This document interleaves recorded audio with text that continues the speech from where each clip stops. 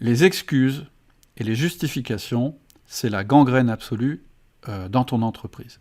L'acceptation et l'intégration de mauvaises performances.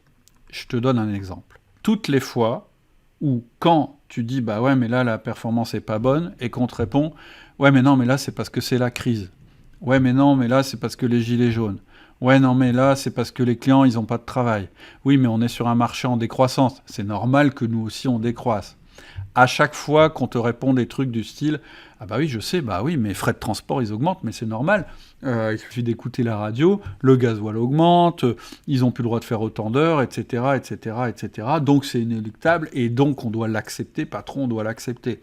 À chaque fois que tu entends ces excuses et ces justifications et que tu les valides, la gangrène progresse dans ton entreprise et dans ton équipe.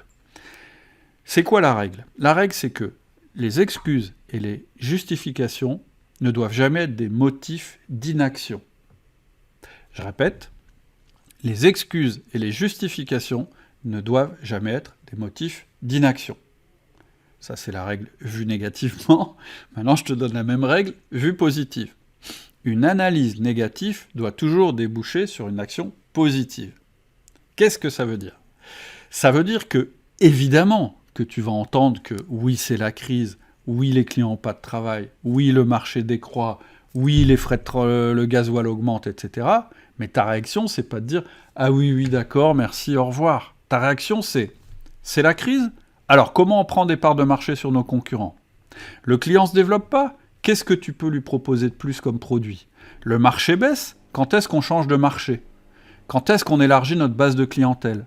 C'est-à-dire qu'à chaque fois qu'on te sort une excuse et une justification, ta réaction immédiate, ça doit être de chercher l'action positive qui va permettre de faire de la croissance au milieu de ça, ou en tout cas de faire des performances au milieu de ça.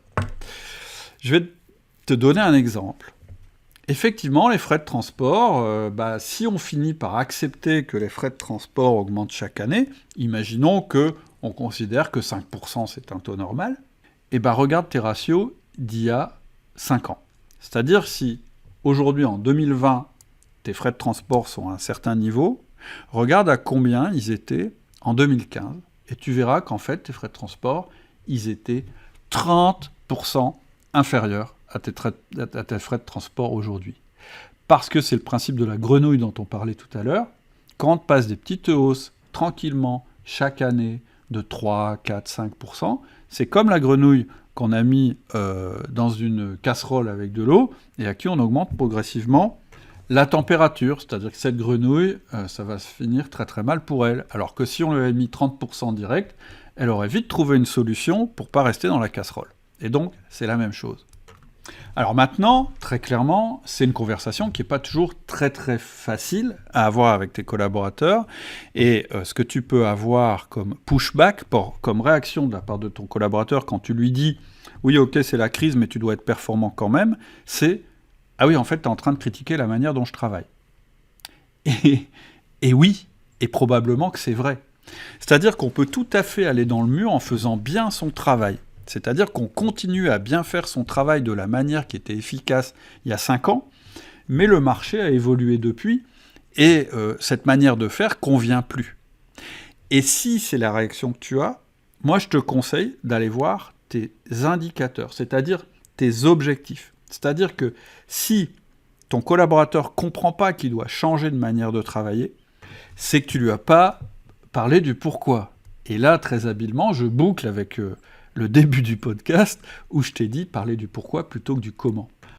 J'espère que cet extrait vous a aidé et vous a intéressé. Pour accéder à la version complète, il vous suffit d'aller sur votre application de podcast, de vous abonner à Outils du Manager et de rechercher le podcast portant le numéro de cet extrait. À tout de suite.